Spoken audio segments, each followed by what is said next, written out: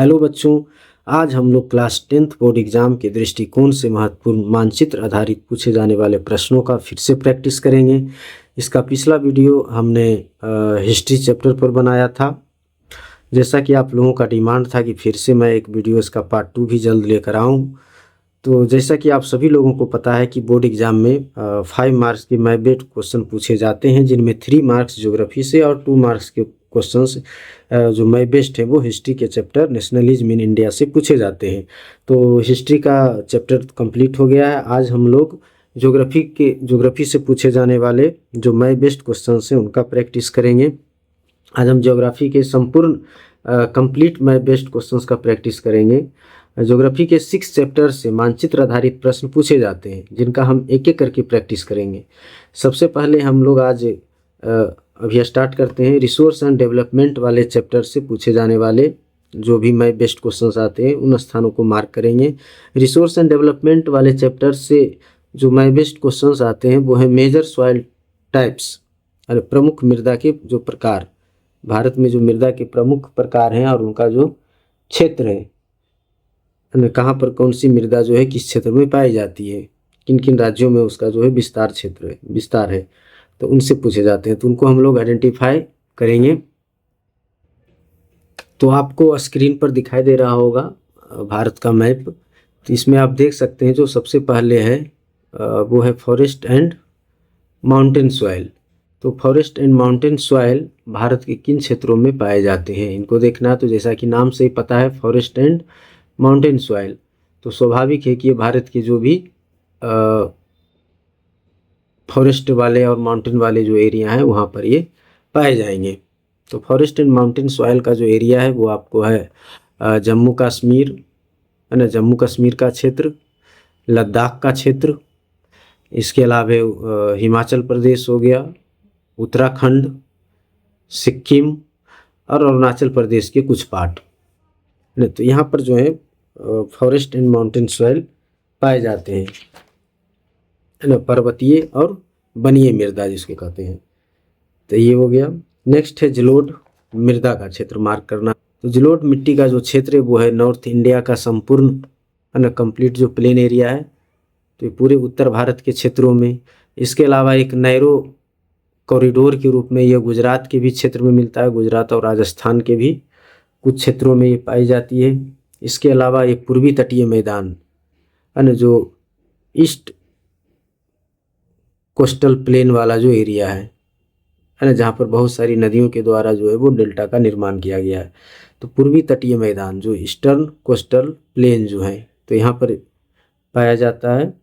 जैसे महानदी, गोदावरी, कृष्णा और कावेरी नदियों का जो डेल्टा वाले क्षेत्र है, तो यहाँ पर जलोढ़ मिट्टी का निर्माण इसके द्वारा किया गया है, एलुवियल सोइल का। अलावा जो गंगा ब्रह्मपुत्रा का जो डेल्टा वाला क्षेत्र है, ये असम के मैदान में, वेस्ट बंगाल, बिहार, उत्तर प्रदेश, पंजाब, हरियाणा, इन सब क्षेत्रों में हमें जलोढ़ मिट्टी का विस्तार मिलता है। तो ये पूरा जो नॉर्थ इंडिया का जो प्लेन है, उत्तरी मैदान, वो एलुवियल सोइल से बना है। एलुवियल सोइल हिमालय की 3 महत्वपूर्ण नदी तंत्र, है ना, सिंधु, गंगा और ब्रह्मपुत्रा नदियों द्वारा लाए गए डिपॉजिट से बना हुआ है ये। तो इन सब चीज़ों को हमें ध्यान में रखना है। नेक्स्ट है जो प्रमुख वो है रेड एंड येलो सोइल, लाल और पीली मिट्टी।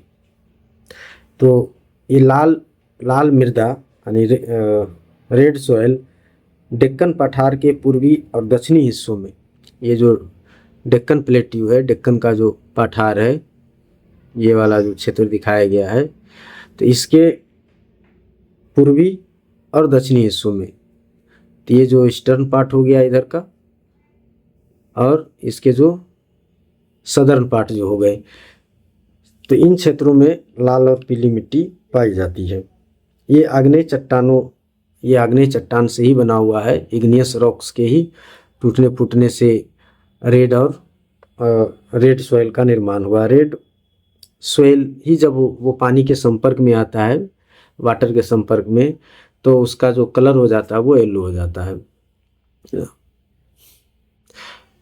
तो रेड ये जो भारत के जो प्रमुख क्षेत्र हो गए, इसमें जो आ जाएगा वो है उड़ीसा हो गया, छत्तीसगढ़, मध्य गंगा मैदान के दक्षिणी छोर पर, और पश्चिमी घाट में जो फुट हिल्स वाले एरिया हैं, वेस्टर्न हिल्स में, ये सब जो है कर्नाटक का जो क्षेत्र हो गया, केरल के कुछ क्षेत्र हो गए, इन सब क्षेत्रों में जो है ये पाया जाता है red and yellow soil. Next है ब्लैक सोयल, क्योंकि इसका रंग ब्लैक होता है इसलिए इनका नाम ब्लैक सोयल है। काली मृदा, इन्हें हम रेगुर मृदा के नाम से भी काली मृदा कपास की खेती के लिए सबसे उपयुक्त समझी जाती है, इसलिए हम इसको काली कपास मृदा के नाम से भी जानते हैं, अर्थात ब्लैक कॉटन सोयल। ये मिट्टी जो है मुख्य रूप से दक्कन पठार के यानी दक्कन प्लेट्यू के नॉर्थ वेस्ट भागों में पाई जाती है, और यह बेसाल्ट लावा से ही बना, बेसाल्ट नामक चट्टानों के ही टूटने फूटने से बना है, जो इग्नियस रॉक का ही एक टाइप से, इसलिए इसको लावा जनक मृदा भी कहते हैं। काली मृदा का मुख्य रूप से जो विस्तार है वो है महाराष्ट्र के क्षेत्र में। ये जो महाराष्ट्र का क्षेत्र है तो यहाँ पर ब्लैक सॉइल सबसे अधिक मात्रा में पाई जाती है। इसके अलावा मध्य प्रदेश के कुछ क्षेत्र है ना, गुजरात के कुछ क्षेत्र, छत्तीसगढ़ के कुछ क्षेत्रों में ये पाई जाती है। ब्लैक सॉइल की वाटर रिटेंशन कैपेसिटी सबसे अधिक होती है, यानी नमी धारण करने की क्षमता। नेक्स्ट है लेटेराइट सॉइल। लेटेराइट मिट्टी जो होता है वो ईंट के कलर का होता है, रेड कलर का होता है। यह अत्यधिक उच्च तापमान और अत्यधिक वर्षा वाले क्षेत्र, हाई टेम्परेचर और हाई रेनफॉल वाले एरिया में यह डेवलप होती है। यह भारी वर्षा से अत्यधिक निछालन का परिणाम है, माने इसमें अत्यधिक मात्रा में लीचिंग का प्रोसेस होता है, इसलिए इसमें ह्यूमस की मात्रा भी बहुत कम पाई जाती है। लेटेराइट सॉइल मुख्य रूप से कर्नाटक, केरल, तमिलनाडु, मध्य प्रदेश और उड़ीसा तथा असम के पहाड़ी क्षेत्रों में ये पाई जाती है, अर्थात जो भी हाई रेनफॉल वाले जो एरिया हैं भारत के, तो उन सब क्षेत्रों में ये पाई जाती है। तो पूरे ये वेस्टर्न घाट वाला जो क्षेत्र है, ये वेस्टर्न घाट का एरिया यहाँ पर आपको मिलेगा, और इधर असम के कुछ क्षेत्र और मेघालय में यह पाया जाता है। इसके अलावा लेटेराइट सॉइल पर कर्नाटक, केरल और तमिलनाडु में चाय और कॉफ़ी भी उगाई जाती है। तमिलनाडु, आंध्र प्रदेश और केरल की लाल लेटेराइट मृदाएं, रेड लेटेराइट सॉइल, काजू की फसल के लिए अधिक उपयुक्त है। नेक्स्ट सॉइल है एरिड सॉइल, जिसको हम लोग मरुस्थलीय मिट्टी कहते हैं। तो स्वाभाविक है कि भारत के जिस क्षेत्र में यह मरुस्थल का जो एरिया है, यानी अर्थात राजस्थान में, तो यह मुख्य रूप से जो है राजस्थान के क्षेत्रों में पाई जाती है मरुस्थलीय मिट्टी। चलिए अब हम लोग नेक्स्ट टॉपिक वाटर रिसोर्स अर्थात जल संसाधन वाले चैप्टर से पूछे जाने वाले मैप का प्रैक्टिस करेंगे। यहाँ से मुख्य रूप से जो भी डैम्स हैं भारत के, जो भी बांध है, उनको पूछा जाता है बांध परियोजना के बारे में, तो वो कहाँ पर स्थित है। चलिए तो सबसे पहले हम लोग देखते हैं सलाल प्रोजेक्ट अर्थात सलाल डैम कहाँ पर स्थित है। तो सलाल डैम जो है स्थित है वो आपको, सलाल डैम आपको जम्मू कश्मीर में स्थित है, वो इस क्षेत्र में स्थित है। यहाँ पर मार्क करना है सलाल डैम या सलाल प्रोजेक्ट, जो चिनाब नदी पर है यहाँ पर। नेक्स्ट है भाखरा नांगल डैम, जो सतलज रिवर पर है। भाखरा नांगल डैम का जो क्षेत्र है वो ये है, भाखरा नांगल डैम, जो सतलज रिवर पर है। यह पंजाब और हिमाचल प्रदेश की सीमा पर स्थित है। मुख्य रूप से हिमाचल प्रदेश में ही आता है, हिमाचल प्रदेश के बिलासपुर जिला है यहाँ पर, तो यहीं पर ये स्थित है। तो पंजाब और हिमाचल प्रदेश की यह बाउंड्री पर स्थित है भाखरा नांगल डैम, लेकिन ये हिमाचल प्रदेश में ही आता है। नेक्स्ट है आपको वो है टेहरी डैम, जो यहाँ पर स्थित है। टेहरी डैम उत्तराखंड में, उत्तराखंड राज्य में स्थित है ये टेहरी डैम जो इंडिया का सबसे टॉलेस्ट डैम है, टॉलेस्ट डैम इन इंडिया। तो इसको आप इस तरह से भी ध्यान में रख सकते हैं कि ये तीनों डैम जो है, सलाल डैम, भाखड़ा नांगल डैम और टेहरी डैम, तीनों एक लाइन में स्थित है, एक सीध में। इस तरह से अगर इसको जोड़ा जाए तो तीनों क्या हो जाएंगे, ज्वाइंट हो जाएंगे।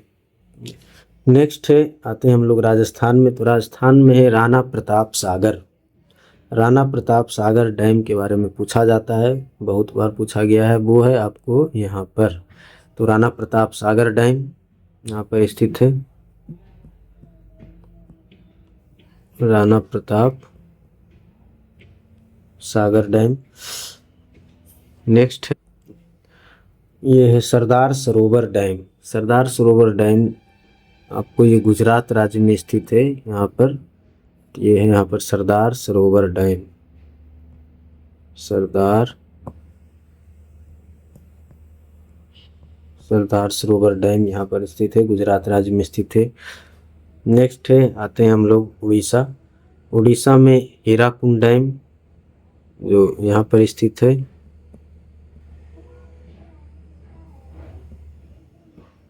हीराकुंड डैम। नेक्स्ट डैम हम लोगों को देखना है, वो है नागार्जुन सागर डैम जो तेलंगाना और आंध्र प्रदेश की सीमा पर स्थित है। वो आपको यहाँ पर है, इस जगह पर, तेलंगाना के सदर्न पार्ट में, दक्षिणी भाग में। यहाँ है नागार्जुना सागर डैम, तेलंगाना और आंध्र प्रदेश की सीमा पर स्थित है ये।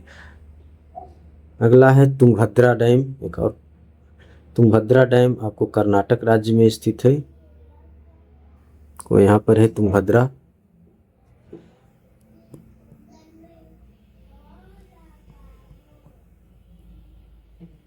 तुंगभद्रा डैम इन कर्नाटका।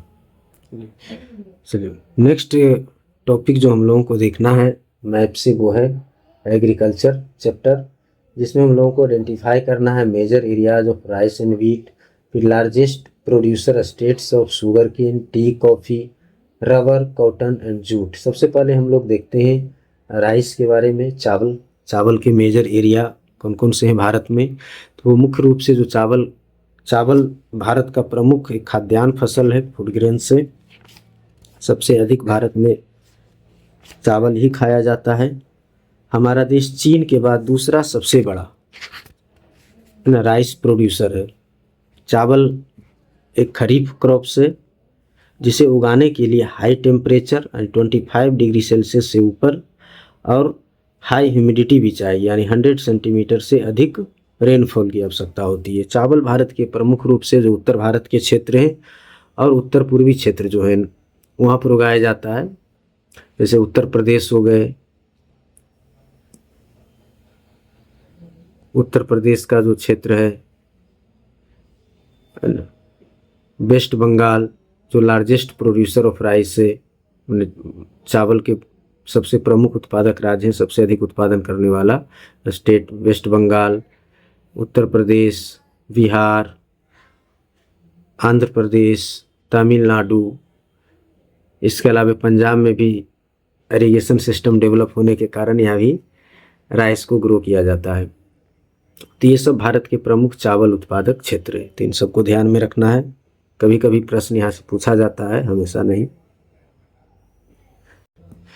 नेक्स्ट है व्हीट, गेहूँ भारत की दूसरी सबसे महत्वपूर्ण खाद्यान्न फसल है और यह देश के नॉर्थ और नॉर्थ वेस्ट पार्ट में, उत्तर और उत्तर पश्चिमी भागों में यह पैदा की जाती है, जिसमें प्रमुख रूप से आ जाएंगे आपको पंजाब, हरियाणा, राजस्थान के क्षेत्र, पंजाब, हरियाणा, कुछ राजस्थान के भी क्षेत्र, ओके। इसके अलावा गेहूं के और भी जो उत्पादक क्षेत्र हैं वो है उत्तर प्रदेश, बिहार, वेस्ट बंगाल, मध्य प्रदेश, महाराष्ट्र, गुजरात, हिमाचल प्रदेश। ये सब जो है वो गेहूं पैदा करने वाले मुख्य राज्य हैं। लेकिन जो मुख्य रूप से होता है वो है नॉर्थ वेस्ट में, यानी उत्तर पश्चिम में गंगा सतलज के मैदान का जो क्षेत्र है, ये वाला जो एरिया है, और दक्कन के काली मिट्टी वाले प्रदेश, और इस क्षेत्र में न कुछ किए जाते हैं।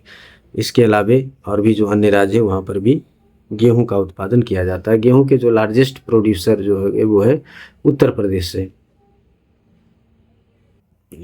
नेक्स्ट है मेजर क्रॉप प्रोड्यूसर स्टेट्स। इसमें हम लोग देखते हैं जैसे शुगर केन के मेजर क्रॉप प्रोड्यूसर कौन से स्टेट्स हैं। इसमें आता है आपको शुगर केन के मेजर प्रोड्यूसर स्टेट से उत्तर प्रदेश है, तो उत्तर प्रदेश को ध्यान में रखना है। नेक्स्ट है टी के चाय के मेजर प्रोड्यूसर स्टेट्स कौन सा है, तो वो है आसाम है, जो आसाम आपको यहाँ पर नज़र पड़ रहा है, आसाम हो गए। इसकी जूट के मेजर प्रोड्यूसर स्टेट्स हैं, वेस्ट बंगाल है, ये वेस्ट बंगाल है, इसका मार्किंग यहाँ किया गया है। नेक्स्ट है कॉटन के मेजर प्रोड्यूसर स्टेट्स, तो वो हो गया महाराष्ट्र है। नेक्स्ट है कॉफ़ी के मेजर प्रोड्यूसर स्टेट्स, मैंने भी एग्ज़ाम में रहेगा कि प्रमुख कॉफ़ी उत्पादक राज्य, उसको मार्क करना है ना, मेजर कॉफ़ी प्रोड्यूसर स्टेट्स, तो उसमें हम कर्नाटक को मार्क करेंगे सिर्फ। फिर नेक्स्ट है रबर मेजर प्रोड्यूसर स्टेट्स, तो वो है केरला है, केरल रबड़ के प्रमुख उत्पादक राज्य हैं। तो इस तरह से हम लोगों को ये मार्क करना है, sugar cane, tea, coffee, rubber, cotton, jute. Hello बच्चों, आज हम लोग क्लास 10th बोर्ड एग्जाम के दृष्टिकोण से महत्वपूर्ण मानचित्र आधारित प्रश्न का प्रैक्टिस करेंगे। जैसा कि आप सभी लोगों को पता होगा कि बोर्ड एग्जाम में 5 मार्क्स के मैप बेस्ड क्वेश्चंस पूछे जाते हैं, जिनमें से 3 मार्क्स के क्वेश्चंस ज्योग्राफी से और 2 मार्क्स के क्वेश्चंस हिस्ट्री के चैप्टर 2 नेशनलिज्म इन इंडिया अर्थात भारत में राष्ट्रवाद से आते हैं। मैप बेस्ड क्वेश्चंस में 5 मार्क्स लाना बहुत ही आसान है। इसके लिए हमें प्रत्येक दिन ओनली 5 मिनट्स का प्रैक्टिस करना है। इससे आप इसमें अच्छे अंक ला सकते हैं, 5 में 5 ला सकते हैं। आपसे मानचित्र में विशेषज्ञता की उम्मीद नहीं की जाती है, बल्कि मैप बेस्ड क्वेश्चंस पूछने का आशय यह है कि स्टूडेंट्स को मानचित्र की सामान्य जानकारी होनी चाहिए। इस वीडियो में हम एक एक करके यह देखेंगे कि कौन सा स्थान किस राज्य में है और कहाँ पर स्थित है। तो चलिए हम लोग स्टार्ट करते हैं। सबसे पहले हम लोग हिस्ट्री के मैप्स को देखेंगे, उसके बाद आगे चलकर नेक्स्ट पार्ट में हम लोग ज्योग्राफी के मैप का भी प्रैक्टिस करेंगे।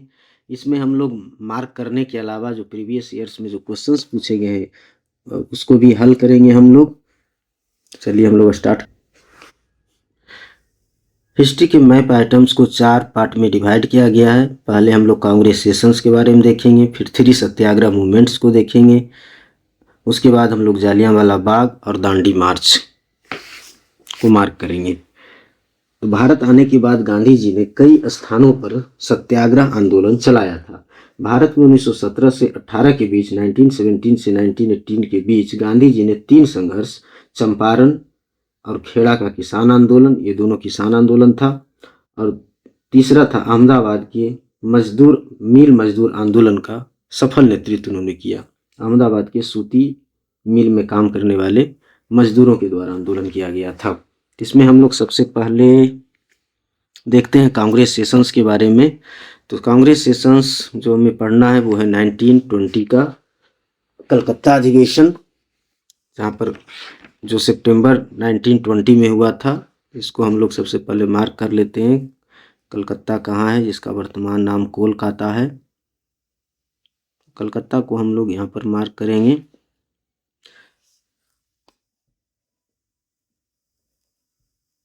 कलकत्ता अधिवेशन सितंबर 1920 में यहाँ पर कांग्रेस का अधिवेशन हुआ था, और इसी अधिवेशन में असहयोग आंदोलन का प्रपोजल लाया गया था, प्रस्ताव लाया गया था। इसमें पारित नहीं हुआ था। पारित जो होता है वो नेक्स्ट कांग्रेस के जो अगले अधिवेशन हुए, जो हुआ था नागपुर में। नागपुर अधिवेशन को हम लोग मार्क करेंगे यहाँ पर।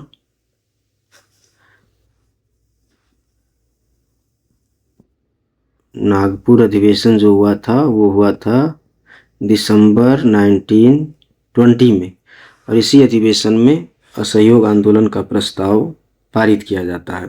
ये प्रश्न बार बार आते हैं, कलकत्ता अधिवेशन और नागपुर अधिवेशन। नेक्स्ट जो कांग्रेस का सेशन है वो हुआ था, अगला जो हमें पढ़ना है अकॉर्डिंग टू सिलेबस, वो है मद्रास सेशन। मद्रास को हम लोग यहाँ मार्क करेंगे। इसका वर्तमान नाम चेन्नई है। यह तमिलनाडु राज्य में स्थित है। मद्रास सेशन ये 1927 में हुआ था। इस तरह से हम लोग तीनों सेशंस को देख लिए हैं। अब हम लोग आगे बढ़ते हैं 3 सत्याग्रह आंदोलन, 3 सत्याग्रह मूवमेंट्स जो गांधी जी के द्वारा भारत आने के उपरांत चलाया गया, जिसमें से पहला सत्याग्रह मूवमेंट है चंपारण सत्याग्रह। चंपारण जो है वो बिहार राज्य में स्थित है।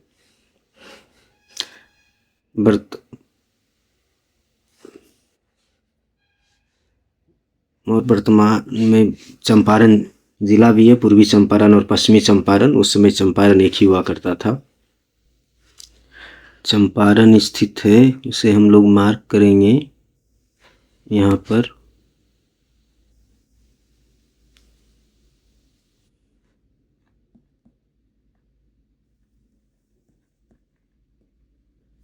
ये 1917 में हुआ था।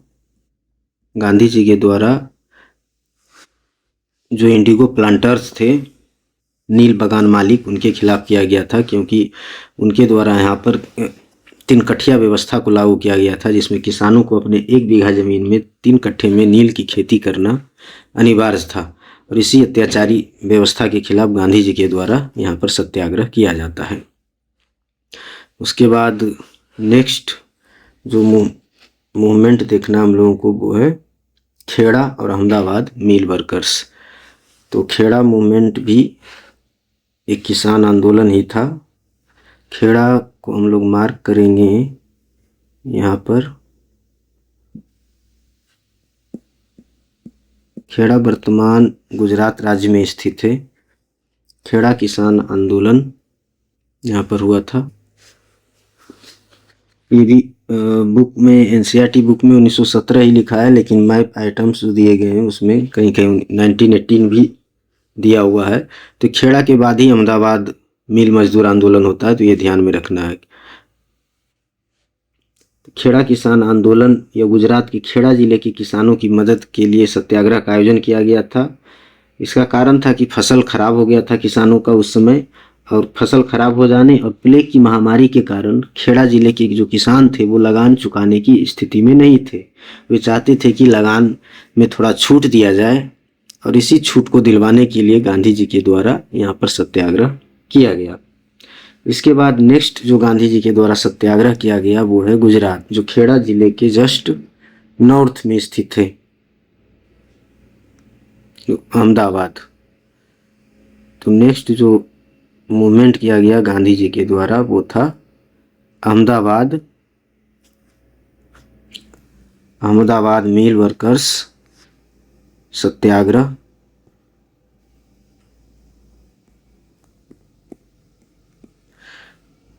ये भी 1918 में ही हुआ था, तो खेड़ा के बाद ये हुआ है। तो ये मिल मजदूरों के खिलाफ किया गया गांधी जी का सत्याग्रह था। यह सत्याग्रह जो हुआ था वो प्लेग बोनस के विवाद को लेकर आरंभ हुआ था, क्योंकि प्लेग बोनस गुजरात में मजदूरों को मालिकों की ओर से प्लेग फैलने के कारण दिया जाता था, जिसे बाद में बंद कर दिया जाता है।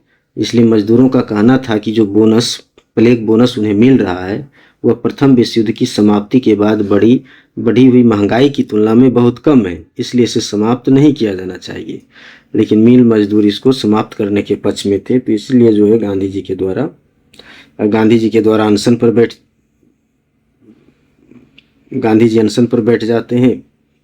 और उसके बाद अंततः जो है मिल मजदूरों को, श्रमिकों को, जो मिल वर्कर्स थे, कॉटन मिल वर्कर्स, उनको 35% बोनस देने का फैसला लिया जाता है, और इस तरह से ये जो है आंदोलन समाप्त हो जाता है। एक और प्रश्न यहाँ पर पूछे जाते हैं जो मैप आइटम्स में डायरेक्ट नहीं दिया गया है लेकिन बुक में हम लोगों को पढ़ना है, वो है चौरी चौरा इंसिडेंट। तो चौरी चौरा जो है वो वर्तमान उत्तर प्रदेश के पूर्वी उत्तर प्रदेश के गोरखपुर ज़िले में स्थित है। यह ईस्टर्न यूपी में आता है और इसे हम लोग मार्क करेंगे यहाँ पर।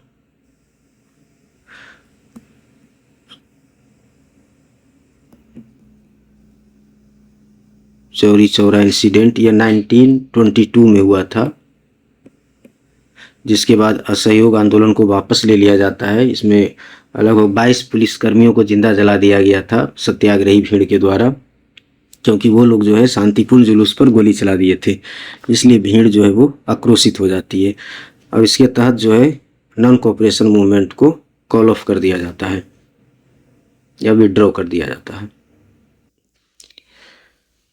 इसके बाद नेक्स्ट हम लोगों को देखना है जालियांवाला बाग इंसिडेंट। जालियांवाला बाग इंसिडेंट जो हुआ था वो हुआ था अमृतसर में। अमृतसर को हम लोग यहाँ पर मार्क करेंगे।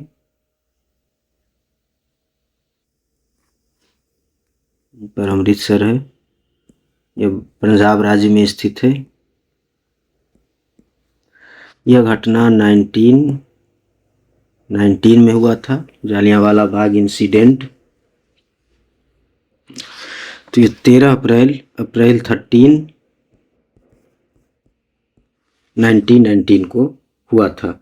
उस दिन अमृतसर में बहुत सारे गांव वाले लोग भी सालाना बैसाखी मेले में भाग लेने के लिए इकट्ठा हुए थे और काफ़ी लोग सरकार द्वारा लागू किए गए दमनकारी कानून जो रॉलेट एक्ट था उसके खिलाफ विरोध प्रकट करने के लिए एकत्रित हुए थे। और यह मैदान चारों तरफ से बंद था, लेकिन ब्रिटिश सरकार के द्वारा जो जनरल डायर था, जनरल डायर के द्वारा बिना कोई पूर्व सूचना दिए हुए इस भीड़ पर गोली चलवा दिया गया, जिसमें लगभग 1000 लोग मारे गए थे। इस तरह से जो एक दिल दहला देने वाली घटना वहाँ पर घटी थी और यह शांतिपूर्ण सभा का आयोजन किया गया था, लेकिन ब्रिटिश सरकार जो है षड्यंत्र पूर्वक जो है इस घटना को अंजाम देती है। नेक्स्ट जो है वो है दांडी मार्च। दांडी नामक स्थान गुजरात में स्थित है और दांडी को हम लोग मार्क करेंगे यहाँ पर। गुजरात के दक्षिणी क्षेत्र में ये है। दांडी को हम लोग मार्क करेंगे, गुजरात के नवसारी जिला में स्थित है। तो दांडिया, यहीं से गांधी जी के द्वारा सिविल डिसोबीडियंस मूवमेंट की शुरुआत की जाती है 1930 में। सिविल डिसोबीडियंस मूवमेंट, जिसको हम शॉर्ट में CDM भी कह सकते हैं, अर्थात सविनय अवज्ञा आंदोलन, या जिसको हम सॉल्ट सत्याग्रह कहते हैं, नमक सत्याग्रह। अब हम लोग जो है प्रीवियस ईयर्स में पूछे गए प्रश्नों को देखेंगे कि किस प्रकार से जो है मैप के प्रश्न पूछे जाते हैं। वो डायरेक्टली नहीं रहता है कि आपको कहाँ पर मार्क करना। तो पहला प्रश्न है जो पहले पूछा गया है, the place from where the movement of indigo planters was started. तो कहाँ पर जो है नील बागान मालिकों के खिलाफ आंदोलन जो है वो किया गया था। तो वैसी स्थिति में हम लोग चंपारण को मार्क करेंगे। चंपारण में ही जो है इंडिगो प्लांटर्स का मूवमेंट स्टार्ट हुआ था, जो नील की खेती करने वाले जो किसान थे उनके द्वारा किया गया था, जिसे गांधी जी के द्वारा सपोर्ट किया गया। उसी प्रश्न को एक अलग ढंग से पूछा गया और भी कि the place known for the movement of the Indigo planters during the British period, है ना, ब्रिटिश शासनकाल के दौरान नीले किसानों का आंदोलन। फिर नेक्स्ट है the place where a satyagraha was launched against the oppressive indigo plantation system by Gandhi ji. तो गांधी जी के द्वारा अत्याचारी या दमनकारी नील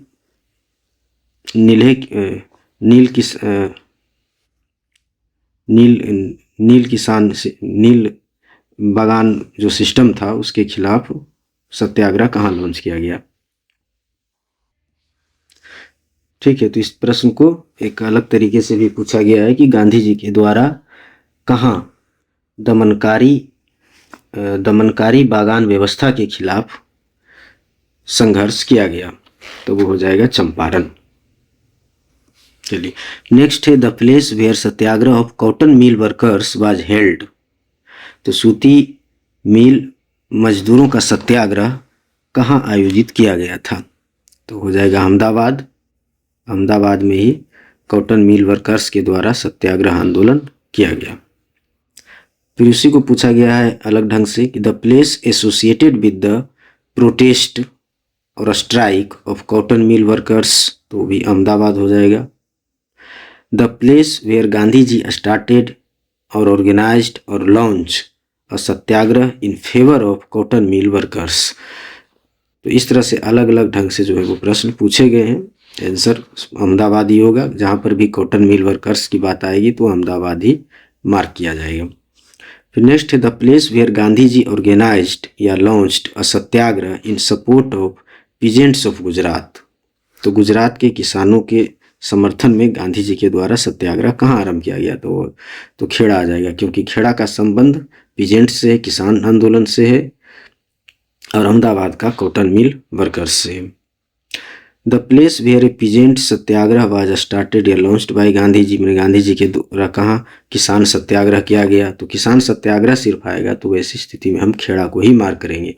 चंपारण का संबंध भी पीजेंट्स से ही है, लेकिन यहाँ पर जो है इसके साथ इंडिगो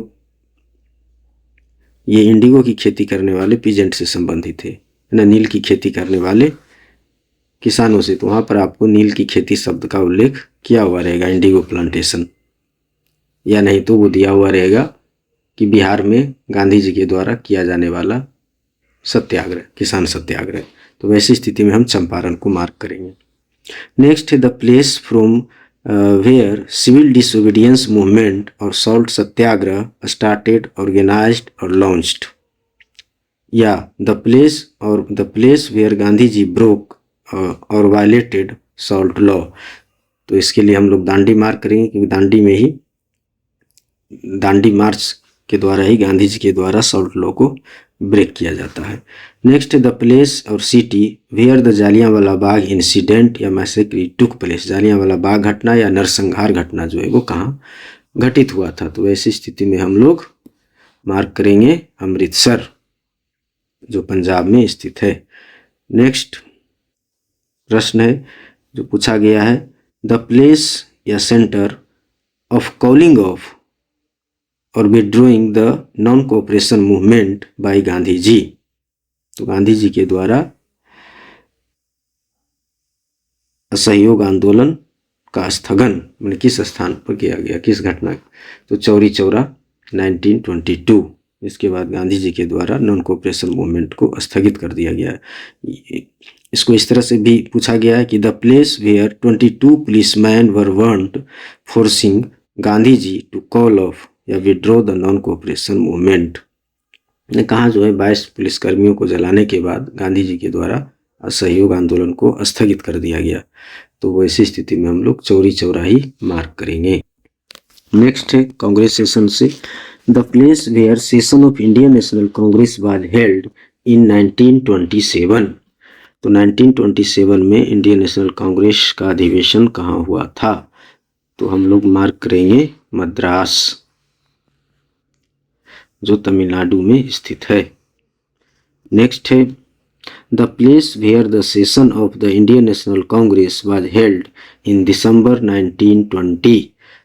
तो दिसंबर 1920 में कांग्रेस का अधिवेशन कहाँ हुआ था, तो नागपुर में हुआ था। तो हम लोग नागपुर को मार्क करेंगे, जो महाराष्ट्र राज्य में स्थित है, महाराष्ट्र के उत्तर पूर्वी दिशा में, नॉर्थ ईस्ट में महाराष्ट्र के।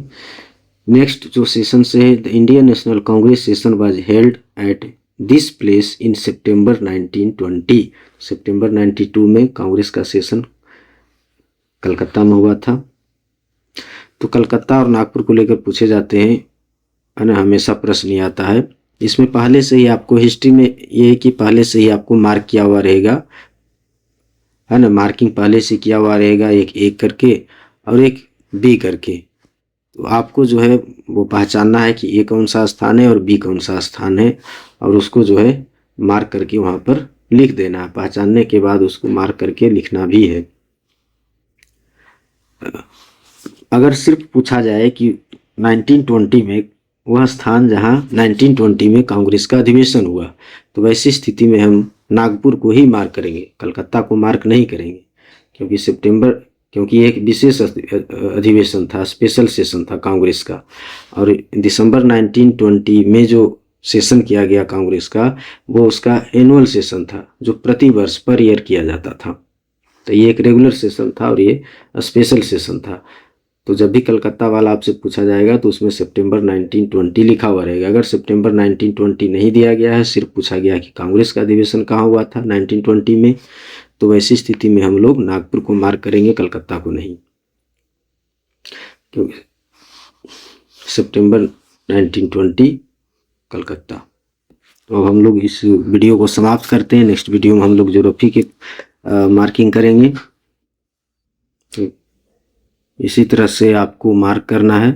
आप लोग एक बार फिर से इसे देख लीजिए, आप इसे पॉज करके अपना देख सकते हैं और अपने ब्लैंक पेपर मैप पर प्रैक्टिस कर सकते हैं।